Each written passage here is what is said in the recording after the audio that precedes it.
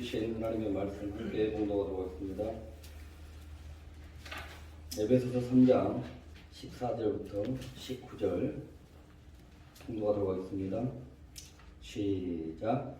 이러므로 내가 하늘과 땅에 있는 각 족속에게 이름을 주신 아버지 앞에 무릎을 꿇고 비노니 그의 영광의 풍성함을 따라 그의 성령으로 말미암아 너희 속사람을 너희 능력으로 강건하게 하시며 믿음으로 말미암아 그리스도께서 너희 마음에 계시게 하시옵고 너희가 사랑 가운데에서 뿌리가 박히고 터가 굳어져서 능히 모든 성도와 함께 지식에 넘치는 그리스도의 사랑을 알고 그 너비와 길이와 높이와 깊이가 어떠함을 깨달아 하나님의 모든 충만하신 것으로 너희에게 충만하게 하시기를 구하노라.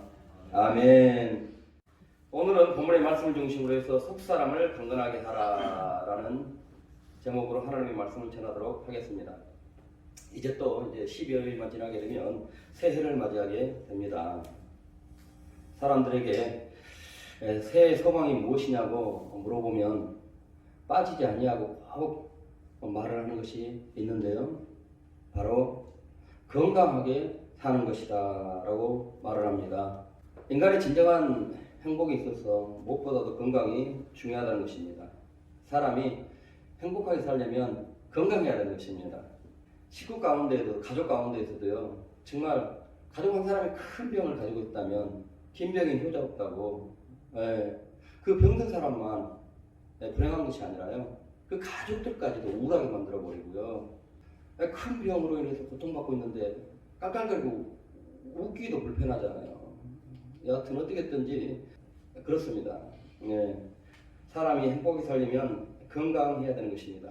세계 보건기구에 따르면 이 건강이라는 것은요, 체력이 좋고 병이 없거나 허약하지 아니하다라고 해서 건강하다고 하지 않는다고 합니다. 여기에 정신적으로, 사회적으로 완전히 양호한 상태를 건강하다라고 이렇게 정의를 내려놓았습니다. 단순히 병들지 않았다는 것만으로 우리가 건강하다고 말할 수가 없다는 것입니다. 사람이 진정으로 행복하게 살려면 육체도 우리 신체도 건강해야 되겠지만 우리 정신도 우리 마음도 우리의 사회성도 우리의 양심도 우리의 인격도 건강해야 된다는 것입니다. 신명기에서 8장 3절을 보시게 되면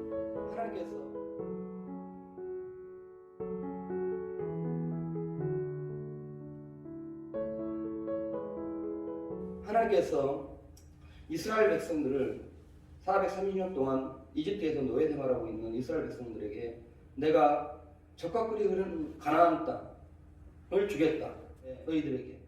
그래 하면서 곧장 그 길로 인도하지 아니하시고 40년을 그들을 광야를 지나게 하십니다.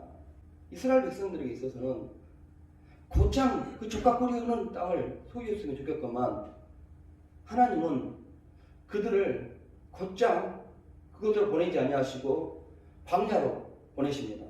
왜 그러냐? 그들을 낮추시기 위해서. 그들로 하여금 사람이 떡으로만 살 것이 아니라 하나님 입에서 나오는 모든 말씀으로 산다는 것을 알게 하려 하심이라 라고 말을 하고 있습니다. 이 하나님의 말씀은요, 사람들을 하여금 하나님의 품성을 갖게 하는 것입니다. 그러니까 하나님께서는 이스라엘 백성들 440년 동안 노예 생활하고 있다가 이제 가나안 땅에 들여보내서 그들로 하여금 거기에서 하나님의 나라를 보여줘야 할진데 그들이 하나님의 품성이 갖춰지지 않은 것입니다. 그래서 그 하나님의 품성을 갖춘 다음에라야 그 젖과 꿀이 흐르는 그 넘치는 복이 있는 그곳으로 하나님이 주시는 그 곳으로 이렇게 들여보내려고 했던 것입니다. 몸은 건강한데 육신은 건강한데 그리고 물질은 풍부한데 인간성이 안 좋은 거예요. 정신이 제대로 되지 않은 거예요. 자, 이러한 사람들을 적과 꿀이 흐르는 곳에다가 넣어놔 보십시오. 그러면 보복하지 말아라. 원수를 사랑해라. 인간성이 결여되어 있는데 어떻게 그런 것들을 지켜낼 수 있겠습니까? 그래서 하나님께서는요, 마음은 아프시겠지만 적과 꿀로 흐르는 그곳으로 건강한 육체 그것만으로 드려버리지 아니하시고 거기에서 그들을 낮추시고 하나님의 말씀으로 살아야 한다는 것을 가르치기 위하여서 바로 하나님의 품성을 갖추도록 하기 위하여서 광야 생활을 하게 하신 것입니다. 이것을 보더라도요, 인간의 진정한 행복을 서로 누리기 위해서는 건강 하나만이 관리가 안 된다는 것입니다. 육체적으로 건강할 뿐만이 아니라 정신적으로도 건강해야 되고 또 인격적으로도 또 마음도 양심도 이성도 이 모든 것들이 내적인 것도 건강을 해야 된다는 것입니다. 오늘 본문의 말씀을 보시게 되면 사도 바울이 에베소에서 살고 있는 그러한 그리스도인들을 위하여서 간절히 기도하고 있는 것을 볼 수가 있습니다. 당시에 에베소 교인들이 살고 있는 그러한 에베소 도시는요, 그 당시에 소아시아의 그런 무역의 중심 도시여가지고 상업이 아주 발달했기 때문에 크게 번영을 했습니다. 그렇기 때문에 그 도시에는 크고 화려한 건물들이 많았다고 합니다. 거기에 비해서 교회는 변변한 건물도 없었고 초라하기 그지 없었다고 합니다. 그런 가운데서 하나님의 나라를, 천국을 그들에게 전해야 될 사람들이 바로 에베소 교인들일 것입니다. 월세 살고 있는 사람이 정말 화려한 대형 집을 가지고 있는 사람에게 그들에게 향해 가서 예수 믿으라고 전해야 될 사람들이 바로 에베소 교인들이고 바로 저와 여러분인 것입니다. 뿐만이 아니라 이단들이 많다고 했습니다. 그러니 이단들과 싸워야 합니다. 뿐만이 아니라 당시에 예수 제자, 예수 증거하는 사람들로 인해서 마술사들이라든가 그때 당시 아데미 신전이 있어서 그러한 우상, 형상을 만들어서 이렇게 조각을 해가지고 장사를 위해서 생계를 유지하는 사람이 많았습니다. 그런데 자꾸 그것을 무너뜨려버리고 다 예수 믿게 해버리면 그러한 장사가 되지 않잖아요. 그러니까 이 예수 믿는 사람들을 괴롭히는 것입니다. 핍박을 하는 것입니다. 또 국가적으로도 또 핍박을 하는 것입니다. 이러한 상황에서 그 에베소 교인들이 하나님의 나라를 전해야 됐고요. 특히나 하나님의 나라는 화평한 것을 보여줘야 되잖아요. 그런데요, 이 에베소 교인들은, 이 에베소 교회 안의 교인들은요, 단일 민족이 아니었습니다. 다양한 민족들이 섞여 있었어요. 유대인, 헬라인, 로마인들, 소아시아인들, 이렇게 다양한 민족들이 섞여 있는 거예요. 네. 서로 문화가 달라요. 서로 성격이 너무나 다르게 달라요. 네. 자, 그러면서 보니까 이런 갈등이 다른 데보다 많을 수가 있습니다. 이러한 처지에 있던 그 에베소 교인들에게 하나님의 나라를 보여줘야 될 그들에게 필요한 것이 있다면 뭐였냐면 바로 그들의 속사람이 강건해지는 것입니다. 아멘. 자, 오늘 말씀 16절 보시겠습니다. 시작. 그의 영광의 풍성함을 따라 그의 성령으로 말미암아 너희 속사람을 능력으로 강건하게 하시오며. 이것은 사도 바울이 지금 로마 감옥에 있으면서 에베소에 있는 에베소 교인들이 이렇게 되기를 하나님께 간구를 하고 있는 것입니다. 그렇다면 에베소 도시에 있는 교인들이 하나님의 나라를 이루기 위해서는 이것을 갖추어야 된다는 것입니다. 아멘. 설교 들어가기 전에 여러분들에게 하나님이 축복을 해 주셨습니다. 할렐루야. 그걸 갖추기 위해서 필요한 것은 돈보다도 더 중요한 건 바로 사회성인 것입니다. 건강한 인격인 것입니다. 오늘 말씀을 보시게 되면은 속 사람이 강건해지기를 원한다. 이걸 무릎을 꿇고 기도를 하고 있습니다. 그만큼 간절히 기도하고 있다는 것입니다. 그만큼 인생의 행복에 있어서 또 그러한 에베소라는 그러한 도시적인 그러한 상황에서 하나님의 나라를 보여주는 데 있어서는 반드시 갖추어야 될 그러한 요소라는 것입니다. 자, 그것이 뭐냐면 속사람이 강건해지기를 원한다는 것이죠. 자, 우리 사람들에게는요, 겉사람과 속사람이 있다는 것을 아시기 바랍니다. 고린도후서 4장 16절을 보시게 되면 그러므로 우리가 낙심하지 아니하노니 우리의 겉사람은 낡아지나 우리의 속사람은 날로 새로워진다라고 말하고 있습니다. 우리의 사람들에게는 겉사람과 속사람이 있다. 이제는 겉사람, 속사람 하면 대충 오는 감이 있겠죠. 겉사람 하면 바로 죽음을 향하여서 달려가고 있는 우리의 육신을 얘기를 하는 것입니다. 이 속사람 하면 우리의 마음, 또 정신, 인격, 우리의 영혼을 말을 하는 것입니다. 롤로 메이라고 하는 심리학자는요, 건강한 사람을 이렇게 정했습니다. 건강한 사람이란 수용성이 큰 사람이다. 마음이 큰 사람이다. 네, 어떤 사람들이든 어떤 말이든 이렇게 수용을 잘 할 수 있는 이런 사람이 건강한 사람이다. 마음이 건강한 사람이 건강한 사람이다 말했고요. 헬라인들은 속사람이라고 하면 인간의 이성과 또 양심과 의지를 생각을 했습니다. 심리학자들은요, 속사람이 강건하다라고 말할 때요, 강건한 인격을, 건강한 인격을 말을 합니다.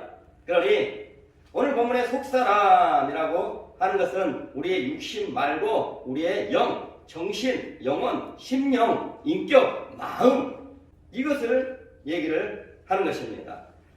그러니 사람이 진정으로 행복하게 살려면 육신도 건강해야 되지만 그보다도 더 건강해야 될 것은요, 여러분, 인격이 건강해야 됩니다. 인격이 건강하지 못하면 안 돼요. 마음이 건강해야 되고 영혼이 건강해야 되는 것입니다. 이 사람이 강건해야 여러분 원수도 살아날 수가 있는 거예요. 나와 다르게 의견을 제시한 사람들까지 다 용납을 하면서 내가 보충하고 화목할 수가 있고 다투지 아니할 수가 있고요. 아까 서두에도 언급했지만 김병희 효자 없다고요? 속사람만 강건하면요, 여러분 가정에요, 정말 내 남편이 김병을 가지고 있더라도요, 속사람이 건강한 사람 끝까지 갑니다. 코로나 때문에 이혼하는 사람들이 늘어났다고 그러잖아요. 왜 그러냐는 거예요. 코로나 때문에요? 성경은 그렇지 않다고 말합니다. 너의 속사람이 강건하지 못해서 그렇다는 것입니다. 속사람을 강건하게 하면요, 여러분들, 내 가족 중에 누가 큰 병이 있으면요, 끝까지 강합니다. 속사람이 강건하면요, 김병희 효자 있습니다. 아멘. 자, 에베소 교회 그 상황과 지금의 우리의 상황과 다를 바 뭐가 있겠습니까? 우리 지금 빗대성목교회는요, 변변치 못한 건물 하나도 가지고 있지도 않아요. 월세입니다.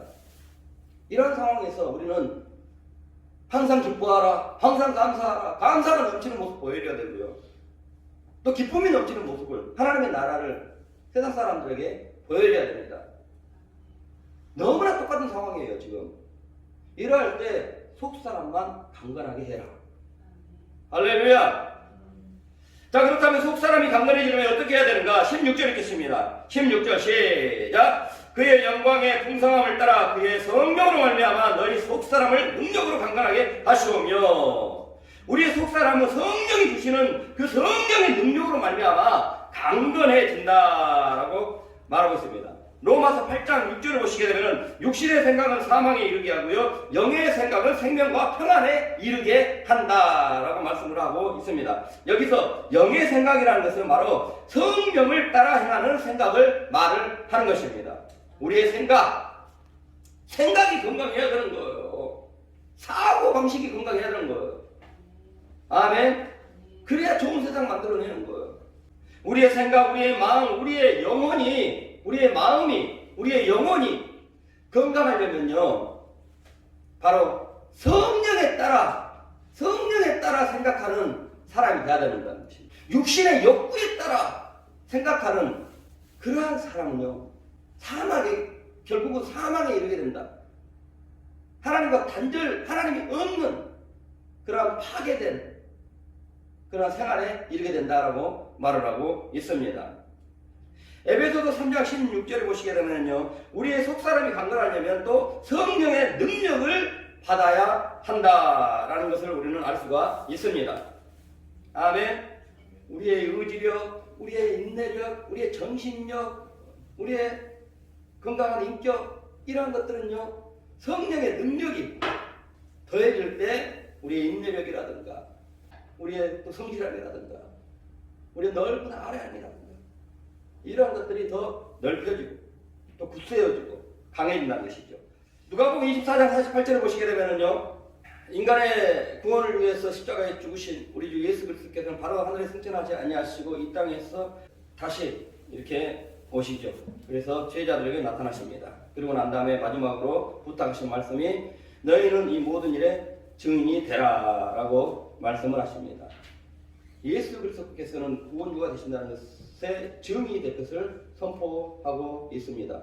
마지막 말이기 때문에 얼마나 중요한 말인 것입니까? 이건 그리스도인들에게 사명인 것입니다. 구원받은 자들이라면 예수 증인으로 살아야 되는 것입니다. 아멘. 그러면서 예수께서 또 마지막으로 부탁하신 말씀이 뭐냐면 위로부터 능력을 받을 때까지 이 성에서 떠나지 말고 머물러 있어라.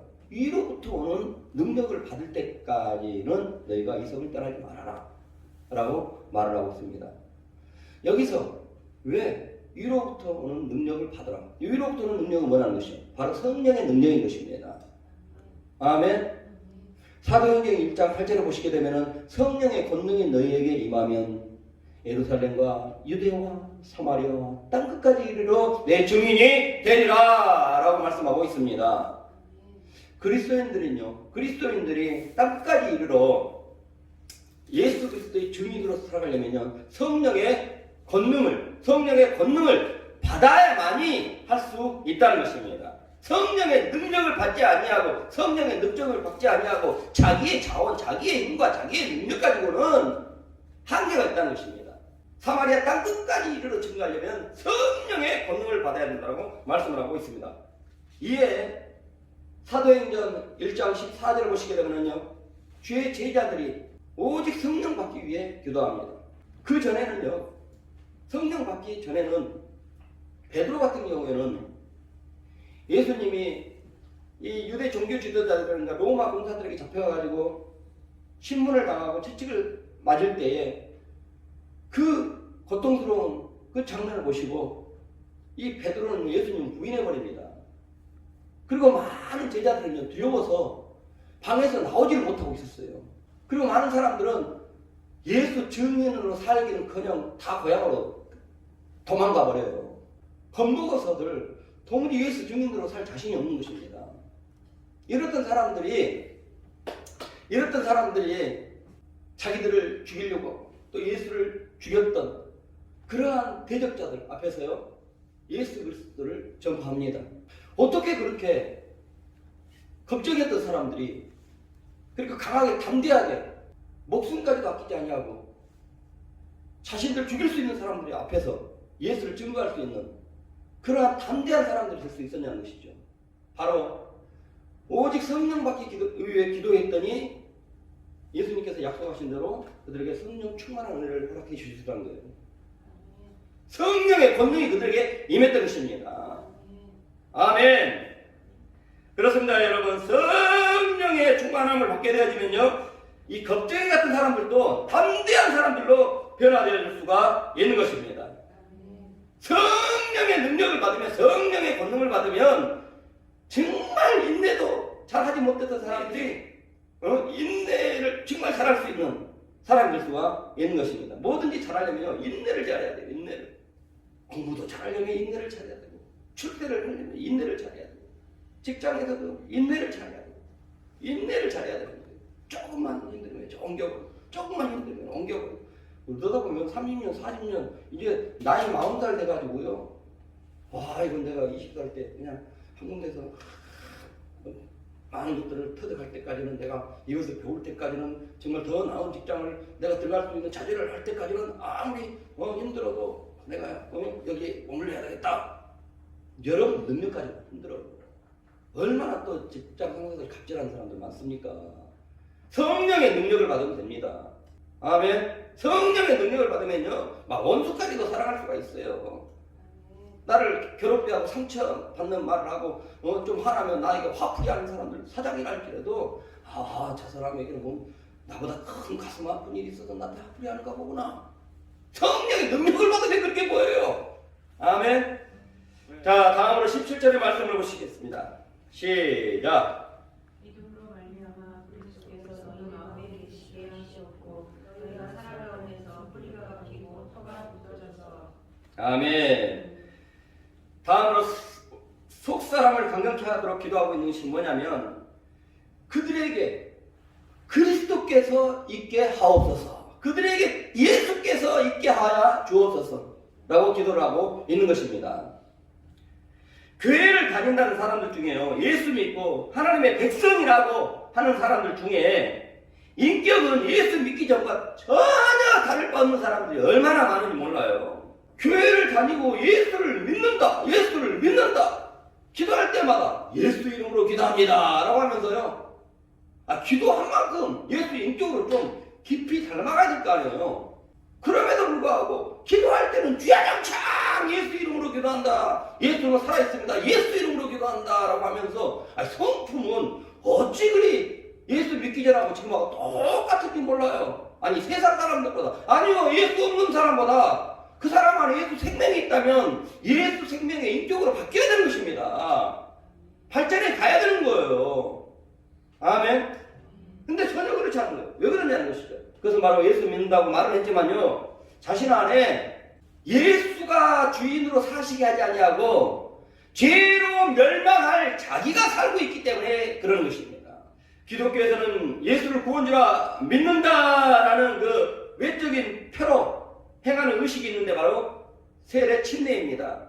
침례를 행할 때 여러분들 다 침례를 행했겠지만 우리의 몸이 물속에 잠길 때요, 그 물은 우리의 모든 죄를 깨끗하게 해주신 예수 그리스도의 피를 상징하고, 또 우리로 하여금 영원한 생명을 얻게 하는 예수 그리스도의 생명체를 의미를 하는 것입니다.